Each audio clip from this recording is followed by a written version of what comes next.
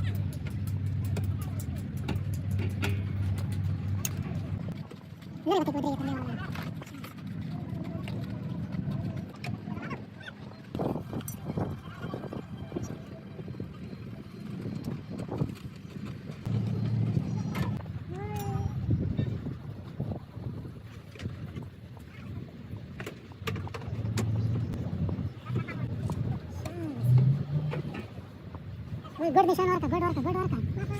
Good work, good.